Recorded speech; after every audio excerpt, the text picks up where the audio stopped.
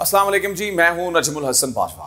Viewers, पिछले दिनों में एक वीडियो हमने की थी कि पाकिस्तान में हज फ्री होने जा रहा है और ये वीडियो आप देख रहे हैं। इस वीडियो में हमने वो पूरा तरीक़ाकार बताया था कि किस तरीके से पाकिस्तान में हज फ्री होगा और इमरान खान जो पॉलिसी लेके आ रहे हैं जिसे नई हज पॉलिसी कहा जा रहा है, तो उसमें आप लोगों ने उसे बहुत पसंद किया, बहुत ज़्यादा जो है वो उसको आपने जो है वो आगे लोगों तक भी शेयर किया और वो हमारी वीडियो टॉप ट्रेंडिंग में भी रही। तो आज जो है वो उसमें कुछ सवालात रहते थे, उनका जवाब जानना बहुत जरूरी है। पहले तो मैं आपको बता दूं कि ये वाकई ही 2022 तक हज फ्री कैसे होगा। तो वो सिलसिला कार कुछ यूं होगा कि एक बंदा है जिसका नाम है मियां इमरान अहमद। ये मियां इमरान अहमद जो है वो इसके आप पिक्चर भी देख रहे हैं। इसने एक आइडिया दिया जो कि वज़ीर आज़म इमरान खान को बहुत पसंद आया। वो आइडिया है तबूक हज प्रोग्राम का। तबूक हज प्रोग्राम में क्या होता है, जैसे कि मलेशिया में होता है, जैसे मालदीव्स में होता है कि आप अपना एक हज अकाउंट खुलवाते हैं, किसी भी बैंक में वो खुलवा सकते हैं या फिर जहां आपको गवर्नमेंट कहे आप वहां पे अपना हज अकाउंट खुलवाते हैं।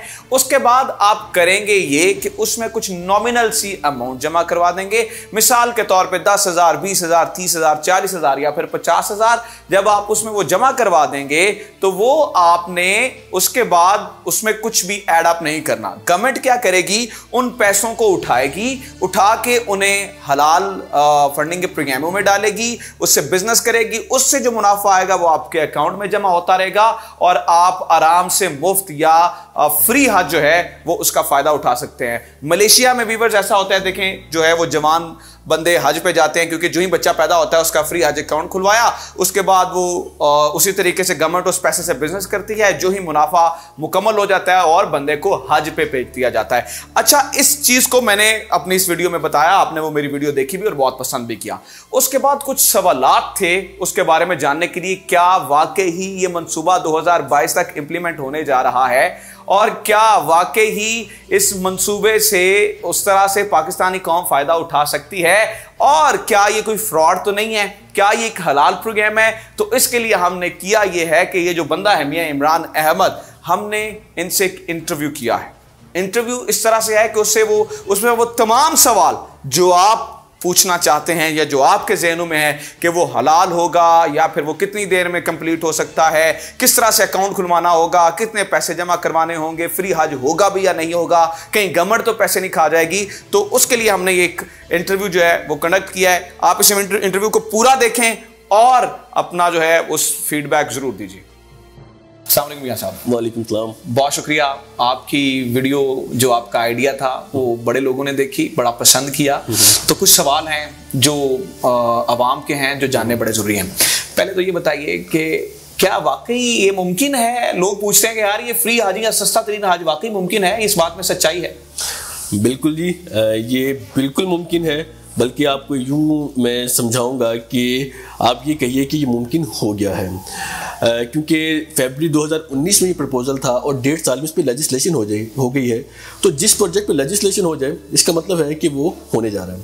और ये चूँकि मलेशिया में प्रैक्टिकली तौर पर मौजूद है, वहाँ पर हो रहा है और सब लोग वहाँ पर कर रहे हैं, तो मालदीव में मौजूद है, मलेशिया में मौजूद है, तो पाकिस्तान में भी ऑटोमेटिकली ये सेम एस्पेक्ट्स के साथ आ रहा है। आप ये समझ लें कि आप इंपोर्ट कर रहे हैं एक आइडिया को जो कि कामयाब है। जैसे गाड़ी इंपोर्ट की जाती है ना, वैसे ही आइडिया इंपोर्ट हुआ है और पाकिस्तान में भी वैसे ही ये आइडिया कामयाब होगा जैसे बाहर के मुल्कों में ये कामयाब चल रहा है। तो मैं अगर आपसे टू द पॉइंट जानूं तो पाकिस्तानी इस बात पे खुश हो जाएं कि वाकई ये हो जाएगा, या फिर जैसे मुख्तलिफ आइडियाज़ आते हैं अवाम खुश होती है और फिर जैसे हमने कहा जी यहाँ से सोना मिल गया, यहाँ से कोयला मिल गया और फिर बाद में कुछ नहीं होता। ये वाकई मैं ये चाह रहा हूँ आप यकीन दहानी करा दें कि लोग वाकई इसको सच हकीकत तस्लीम कर लें।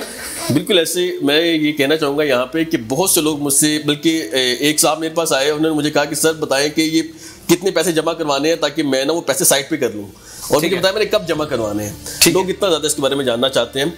तो दिस इज़ द फैक्ट।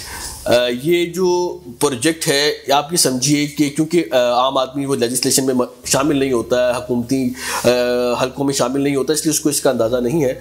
लेकिन जो ऑन द ग्राउंड रियलिटी है इस वक्त, मेरी परसों भी लॉ डिवीजन में बात हुई है, जो ये तकरीबन मुकम्मल हो चुका है। और जैसे ही गवर्नमेंट इस पर लॉ डिवीजन से निकल के कैबिनेट में जाएगा तो ये आपको मीडिया पे नज़र आएगा, तो ये होने जा रहा है। This is practical. तो अगर मैं आपसे 30 सेकेंड्स में जानूं कि आप जल्दी से अगर मुझे ये सम अप करें कि बेसिकली ये आइडिया है क्या, किस तरह से ये हज फ्री होगा। बहुत सारे लोगों ने पूछा यार करना क्या पड़ेगा हमें। देखिए, द सिंपलेस्ट इज दैट कि ये एक सरमायाकारी है।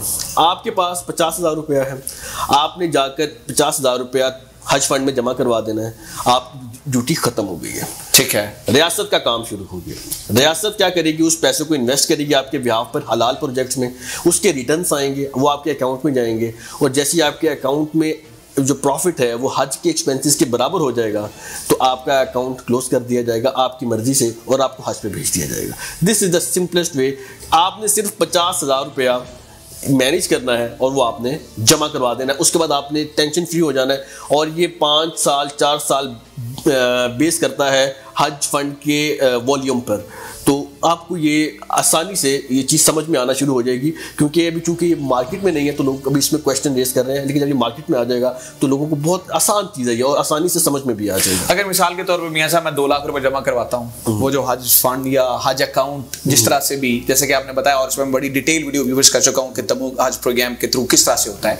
अगर आपने नहीं देखी तो आप जो है वो नीचे डिस्क्रिप्शन में जाएं, वो लिंक भी मौजूद है जो पुरानी वीडियो हमने की है। तो अगर मिसाल के तौर पर मैं 2 लाख रुपए जमा करवाता हूँ और मेरे वो पैसे पूरे हो जाते हैं और उसके ऊपर भी मुझे पैसे मिल जाते हैं मिसाल के तौर पे, यानी कि हज के एक्सपेंस है 2.5 लाख रुपए या 5 लाख रुपए या 6 लाख रुपए, मैंने 2 लाख रुपए जमा करवाए और उससे पैसे ऊपर चले गए। अब लोगों ने बहुत सवाल किया तो उस पैसे का क्या करेंगे, गवर्नमेंट खा जाएगी उस पैसे? बिल्कुल नहीं, वो पैसे आपकी अमानत है गवर्नमेंट के पास, वो पैसे आप ही के अकाउंट में ट्रांसफर कर दिए जाएंगे। वो आप ये समझिए कि आपकी इन्वेस्टमेंट का डिविडेंड है। ठीक है, अगर आप इसको प्रोफेशनल टर्म्स में समझें तो वो आपकी इन्वेस्टमेंट का प्रॉफिट है, वो आपको ही वापस मिलेगा। मलेशिया में भी ऐसे ही होता है कि कुछ लोगों के प्रॉफिट ज्यादा हो जाते हैं, वो पैसे उनको अकाउंट में वापस कर देते हैं कि पैसे आपके बच गए आप ले जाए।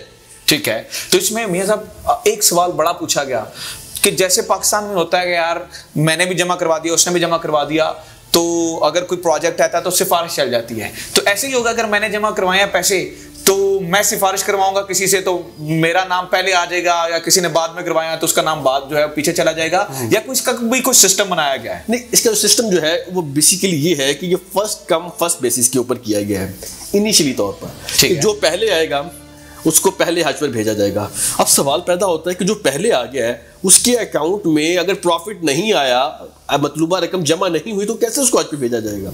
ठीक है, मलेशिया में ये होता है कि गवर्नमेंट उसको सब्सिडाइज करती है अपनी पॉकेट फाइनेंसिंग से, और जो फ्यूचर के प्रॉफिट्स हैं उसी अकाउंट के उसमें से माइनस कर देती है। यानी कि अगर मैं सादा सादा समझाऊं तो गवर्नमेंट अपनी पल्ले से पैसे डाल देती है उसमें कि भाई जब आपके पैसे पूरे होंगे तो हम उसमें से ले लेंगे, और वो बंदे को हज पे भेज देती है। ये है लोन। मैंने इसमें पाकिस्तानी इस प्रोजेक्ट मैंने ये तजवीज़ दिया है कि गवर्नमेंट चूंकि कहती है कि हमारे पास पैसे नहीं है, तो मैंने कहा गवर्नमेंट अपने पास से कोई पैसा ना दे, इसी जो हज फंड कायम हुआ है इसी के अंदर से एक लोन की अमाउंट जनरेट की जाए और उस लोन की अमाउंट को उन लोगों को दिया जाए जिनकी बारी आ गई है, और फ्यूचर प्रॉफिट एडजस्ट करके उसमें उनका अकाउंट जो है वो क्लोज किया जाए, उनको एडजस्ट किया जाए। तो गवर्नमेंट अपने पास से कुछ नहीं देना, सिर्फ लेजिस्लेशन करनी थी गवर्नमेंट ने, वो कर रही है, तो बाकी 1 रुपया पूरे सेटअप में पूरे इस प्रोसीजर में गवर्नमेंट का नहीं लगेगा। आखिरी 2 सवाल, और बड़े इंपॉर्टेंट आखिरी 2 सवाल हैं। मैं जो आपसे सवाल अब करने जा रहा हूं ये समझिएगा कि ये वो सवाल है जो इतना पूछा गया है और इसकी पूरी क्रेडिबिलिटी इस पूरे प्रोग्राम की इसी सवाल में है।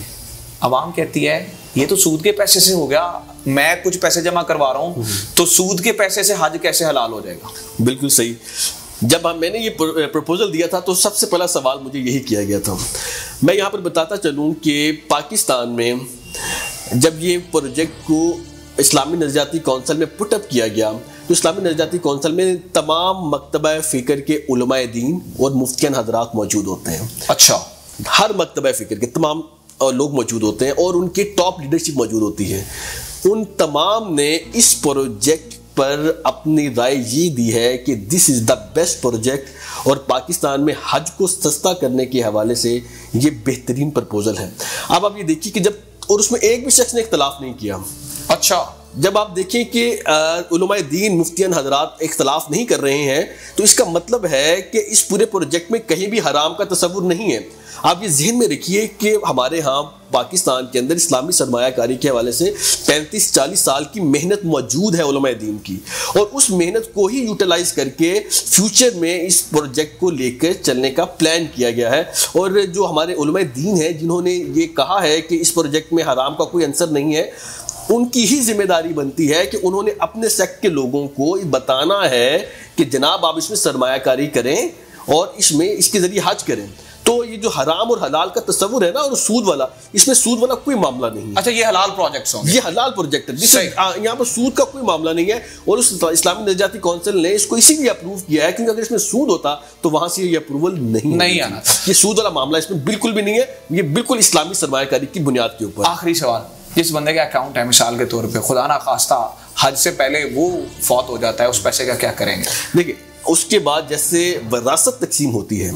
अच्छा, देखिए, एक इंसान का जो पैसा होता है वो उसका एसेट होता है, और जैसे कोई शख्स दुनिया से चला जाता है, उसकी जो एसेट्स हैं वो उसकी विरासत के तौर पे जाते हैं। तो जो उसकी विरासत बनेगी उसको एज पर उस रूल्स उसको ट्रांसफर कर दिया जाएगा। ऐसा नहीं होगा कि अब वो पैसे आ गए तो गवर्नमेंट उसको खा जाएगी, बिल्कुल ऐसा नहीं है। उसकी जो वरसान है, देखिए शरीयत का कानून मौजूद है, विरासत का कानून भी ऑलरेडी मौजूद है, उसके हिसाब से जो है उस हिसाब से उसको डिस्ट्रीब्यूशन होगा, तकसीम कर दिया जाएगा। वेल व्यूअर्स, आज हमने मियां इमरान साहब को बजाते खुद आपके सामने ले आए हैं ताकि जितने भी शकूको शुबहात हैं, सवालात हैं, ये मैंने वो सवाल किए हैं। मैं तो बहरहाल इस प्रोजेक्ट को लेकर बड़ा क्लियर था, लेकिन ये वो तमाम सवालात थे जो नीचे कमेंट्स में बहुत सारे लोगों ने पूछे जब हमने हज वाली वीडियो की। तो मैं इन अ नटशेल अगर इसे कंक्लूड करूं तो आपको बता दूं कि ये प्रोग्राम पे सुन्नी, शिया, वहाबी, देवबंदी, जितने भी मकतबा फिक्र के लोग हैं, सब मुत्तफिक हैं कि ये हलाल प्रोजेक्ट है और ये बहुत जल्द शुरू होने वाला है और ये पाकिस्तानियों के लिए बहुत बड़ी खुशखबरी है।